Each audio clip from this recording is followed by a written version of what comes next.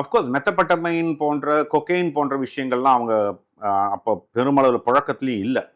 ஆனா திமுக ஆட்சி வந்த உடனே இந்த பார் என்பதே ஒரு சென்ட்ரலைஸ் ஃபங்க்ஷன் ஆச்சு. செந்தில் பாலாஜியினுடைய கரூர் கேங்குன்னு சொல்லிட்டு அவங்க நடத்த ஆரம்பிச்சாங்க. அந்த லோக்கல் பொலிட்டீஷியனுக்கு, இன்ஃபேக்ட் லோக்கல் பொலிட்டீஷியன் இந்த பாரெல்லாம் நடத்தி கொண்டு திமுகல அந்த ஒரு கிளை செயலாளர் போன்றவர்கள் அந்த மாதிரி நடத்த வேண்டியவர்கள் அவங்க கலாச்சாரத்தை ஊக்குவிக்க ஆரம்பிச்சாங்க, பிசினஸ்ல இன்வெஸ்டே பண்ண ஆரம்பிச்சாங்க. ஸோ இது ஒரு மிகப்பெரிய ஒரு change in political system. And அதனால என்ன ஆகுது, பெண்கள் மேல ஒரு இது பாலியல் வன்புணர்வு இதெல்லாம் ரொம்ப நடக்கிறது.